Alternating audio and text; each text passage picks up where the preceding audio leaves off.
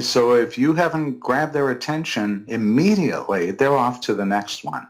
So that's a vote for keep it short and sweet, keep it highly visual, and make it something where someone knows what you're trying to get at on their small smartphone screen. Welcome to the My Future Business Show, where we get you in front of your best audience and keep you there. Not only are we interviewing the biggest names in business to help you become even more successful, we're inviting you to book your spot on the show to help you grow your business. So at the end of the call, make sure you fill in the interview application form at myfuturebusiness.com/interviews. Hi and welcome to the My Future Business Show. My name is Rick Nuske and today I'm sitting with Ken Countess. He is the Managing Director at the Countess Group. How are you, Ken? I'm great, Rick. How are you doing today? I'm doing fantastically well. Thank you so much for spending some time with me talking about things like email marketing, social media marketing and digital marketing in general. So tell us a little bit about yourself, Ken. Well, sure, Rick. I am a lifelong marketer. I spent about 25 years in corporate America, which at companies, names you probably know at least a couple of them, Motorola and Marriott. When I was at Motorola, there were 150,000 people there, and today there are about 150 people there. It's a much smaller company than it used to be, but the brand lives on. And I worked at Marriott, but for the last 17 years, I've been a consultant helping businesses, small to medium-sized mostly, small to medium-sized businesses grow by helping them understand this brave new world of marketing. What was the reason for the transition away? You were just looking for a change in your career path, or how did that come about? Yeah, well, after over 2 decades on a corporate payroll, they provided some great experience. I traveled the world. I was responsible for growing many businesses into multi-millions of dollars, tens of millions, hundreds of millions of dollars. But, I thought it was time for a change. I was in my mid-40s and thought, I've got a lot to offer. I'm getting a little bit bored with the corporate race. So let me go out and see what I can do on my own. And since 2001, I've been a consultant, speaker, podcaster, teaching businesses, this world of marketing that has changed so much since I started my work career. I remember talking a little bit earlier with you about, we used the analogy of the medical profession. I was wondering if you could share that again with us. Yeah, absolutely. When I got started in marketing, and it's a few decades ago, it was pretty simple for a marketer fresh out of school to just go do their marketing thing. And oftentimes, you might write a product description, create some print literature. We used to say you'd throw it against the wall and hope something would stick. But your toolkit was pretty limited.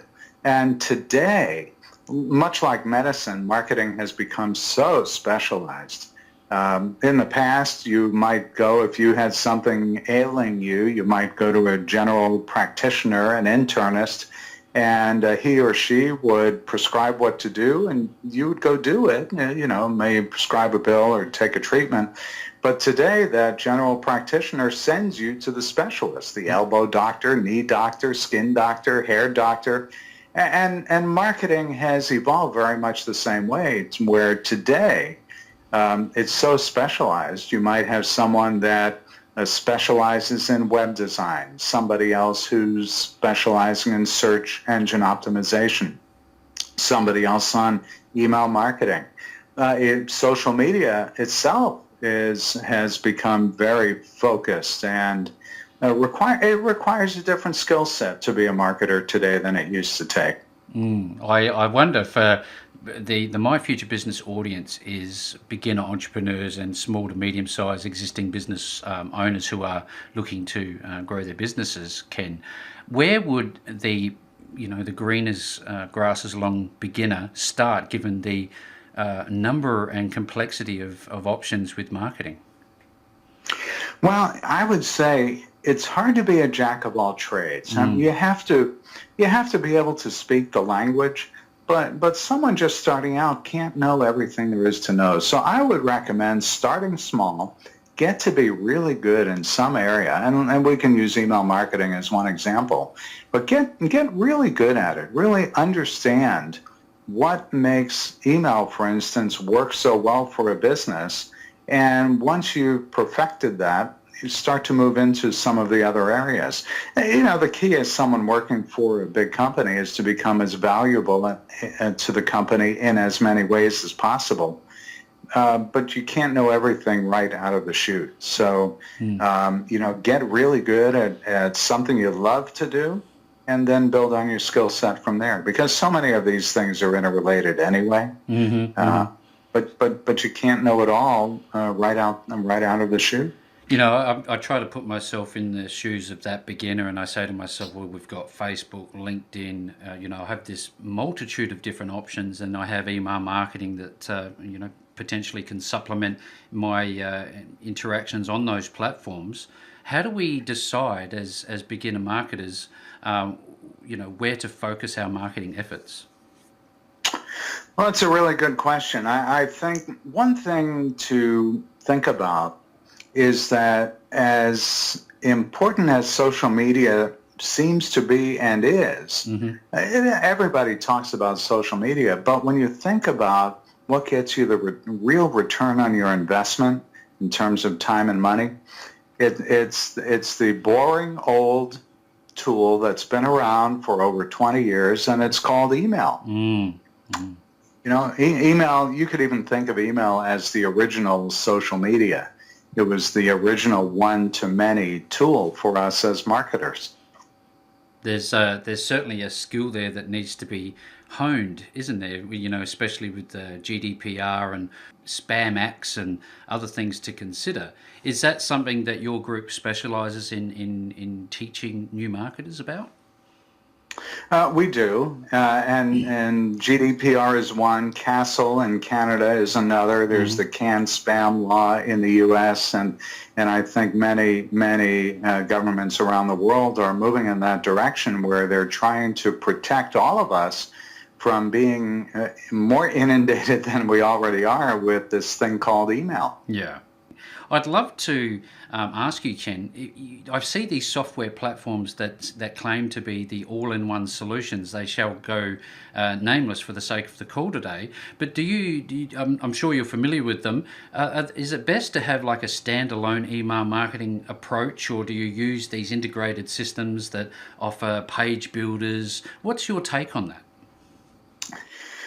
Well, there are a multitude of platforms out there, as you know, and as your listeners probably know.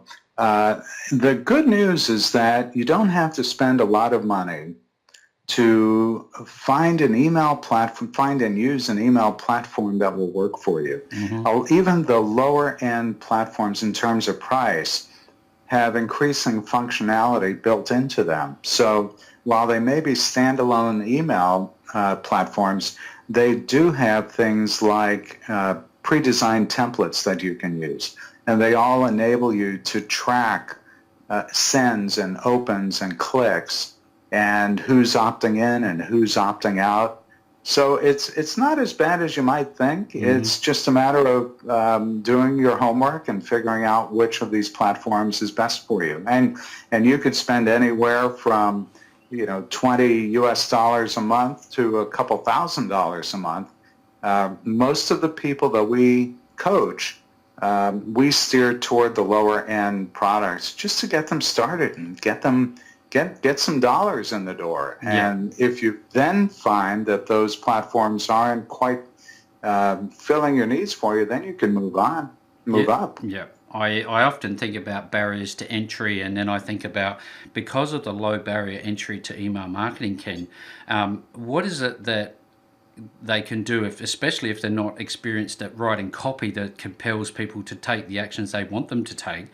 What would they need to be thinking about, and what would they need to be saying in their messages, their email, to gain that unfair advantage over their competition? I like that you pulled our tagline in. Perfect. Excellent. You've done your homework. Well, here's what someone needs to do when they're getting started. First of all, is keep it simple. Mm-hmm. Email doesn't have to be complicated. One of the good things about email today, which is maybe a little bit different than it was a few years ago, is that emails that you send out today should be much shorter than they used to be. 20 lines of text or fewer are best. Not having a lot of links in your email for people to click on is best.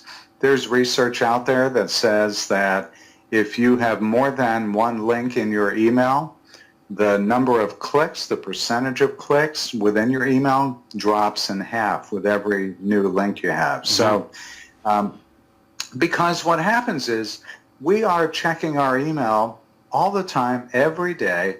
When I do workshops, I ask people, even if they're early in the morning, Rick, I ask people for, by a show of hands, who's checked their email this morning? It could be 9 o'clock in the morning, and 9 out of 10 people raises their hand. They've checked their email already. And then I'll say, well, who's checked their email since they've been in this room? And more than half the people raise their hand. Well, we're inundated with email. You mentioned this earlier. I personally get 650 emails a day on average. Wow. Yeah. So how many do you think I'm really going to look at? So the emails today have to very quickly grab someone's attention. The average person only spends about 15 seconds on an email. So if you haven't grabbed their attention immediately, they're off to the next one. So that's a vote for keep it short and sweet, keep it highly visual, and make it something where someone knows what you're trying to get at on their small smartphone screen. So it sounds complicated, but it really isn't. It's keep it short and sweet. I often think in your shoes, and you meet somebody like, let's just say me, for example. I've not met you before. You don't really know my business. I tell you sort of what I do. What is the process that you will take somebody through to understand who they're talking to when they send emails?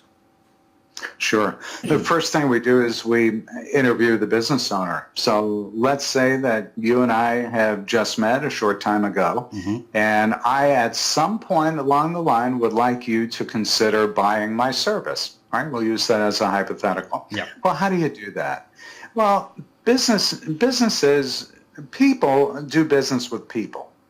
And people don't do business with someone the very first time they meet them. That's a rarity. So what you really want to try to accomplish with your email marketing is to build a relationship with that individual. Get them to know, like, and trust you. And that isn't going to happen on the very first email. The mistake a lot of people make when they're first starting out with an email marketing campaign is they try to sell. And that's the last thing you want to do. What you really want to do is provide value. Educate them, inform them, give them information that will help them be better business owners, meaning they'll know a little bit more about what they need to do by virtue of the information that you provided them. So maybe offer them an ebook or a white paper or some useful tidbits that will just make their day a little bit brighter because they have a better idea of how to grow their business. And that we use the 80-20 rule, meaning about 80% of the time you should be providing information of value, and then that gives you the opportunity about 20% of the time to in some way pitch your service. Yeah, that seems like an omnipresent rule, doesn't it? I'd just love to see how email marketing, which seems to be very much the core of the business, how does social media get enveloped in this whole email marketing process as well? How do they intertwine with each other? Well, one of the great things today is that when you send an email out, you can simultaneously post that email on social media. Many of the services out there, many of the email service providers enable you to create an email and send it out to your list, and at the same time, post that email to your social media pages. And let's use Facebook, LinkedIn, and Twitter as an example. And there are also tools built into these email service providers that allow the people who are receiving your email to share your email on their social media channels. And that way you get an incredible amount of mileage out of the one email that you send out. Yeah, so it is quite powerful, isn't it? It sure is. And the thing about email marketing too, Rick, is that study after study after study has been done that shows that email consistently delivers an ROI, return on investment, of over 40 to 1. And social media can't make that same statement. In fact, those same researchers find that email marketing delivers 3 times the return of social media. That's it's amazing numbers, isn't it? I'd love to ask you, Ken, given that I've heard this before. If you're not online, where are you as a business owner nowadays? Is there a need for somebody who's doing online marketing to have an online presence, in other words, a website of their own, or can they rely on these social media websites and interact purely on those platforms? It's critical for someone to have their own website. And I was just using this example the other day in one of the classes, is that not very long ago, many businesses took to Facebook and used the Facebook business pages as their own websites. Well, they don't own those pages. Facebook does.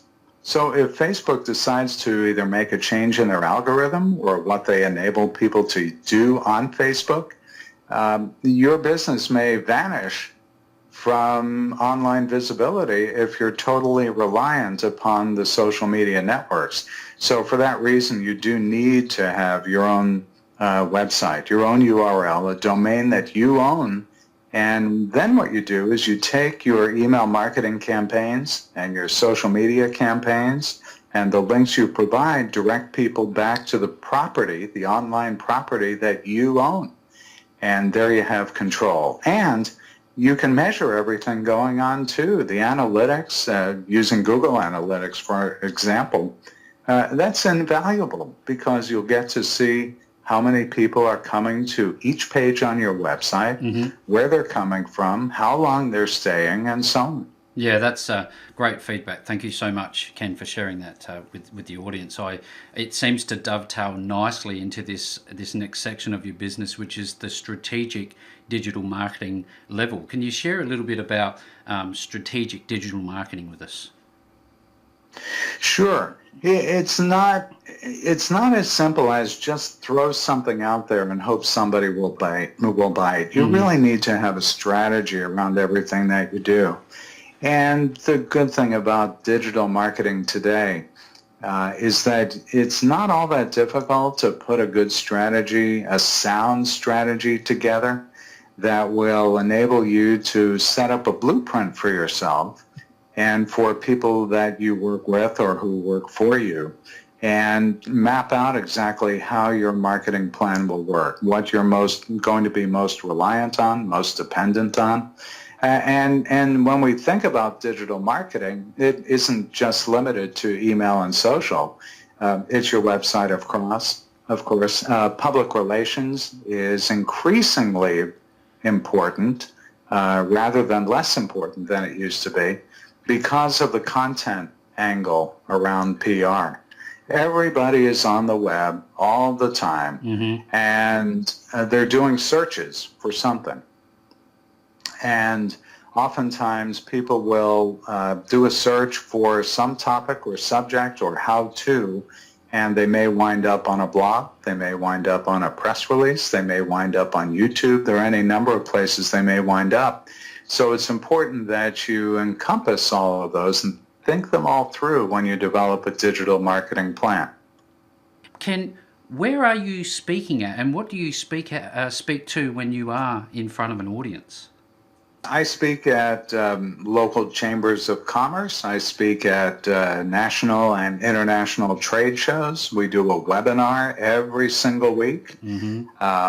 And we're obviously on email and social media. We send out an email every week that has some useful tip for someone with an invitation to attend one of our online sessions. Most every one of them is free. And we have 30 different topics that we speak on, and all with the expectation that it's going to help somebody be a better marketer and enable them to work on their business instead of in their business. And what I mean by that is that so often when we're starting out, we think, as you said not very long ago, you think you have to do everything. Well, when you're starting out, you kind of have to do everything, but at some point you have to say, my time's a little more valuable working on my business than worrying about, is my webpage up to date, or how many emails can I send out this week? And with the online tools available these days, you can actually outsource a lot of that work to other people who excel at it, and for roughly pennies on the dollar in comparison to the value of your own time, you can have someone who does this work all the time and enable you to focus on growing your business. Because there seems to be that threshold, that I guess that intersection in terms of the amount of early effort you spend, and you get to this tangent in time where all of that work has been done. Do you find for your clients, once you've helped them set up their businesses and do their email marketing, etc., that their workload drops off because you've got systems and automation in place? Absolutely. That's absolutely true. And oftentimes what winds up happening, Rick, is we'll have clients that engage us to help them, let's say, get started with email marketing or social media. And we'll set it up for them, we'll create the templates, and we show them what we're doing, with the hope that at some point they say, you know what, Ken, I got it. I'll take over from here, because at that point we've got a process in place and it works very smoothly for them, and they're able then to just take over the reins and either do it themselves at that point, because it's easier to do than having to invent new processes, or to have someone do it for them. That's just amazing insight, amazing feedback. Ken, it's been an absolute treat to share some of your tips and tricks and experiences. When people want to work with you, where would they find you? They would find us at thecountessgroup.com. Make sure you put in the THE. Yes. So it's thecountessgroup.com, or a little bit easier to remember, maybe marketyourbusiness.co. Got it. Marketyourbusiness.co. Okay, well, we'll make all of the links available. Ken, once again, thank you very much for coming on to the My Future Business show today. It's been a pleasure, Rick. I enjoyed the conversation. It's been fun having you on the call with us today, so make sure to subscribe, leave us a comment, share us with your friends, and book your spot on the show. And if you're looking to create your own professional audio or video presentations, then for more details, visit myfuturebusiness.com/shop.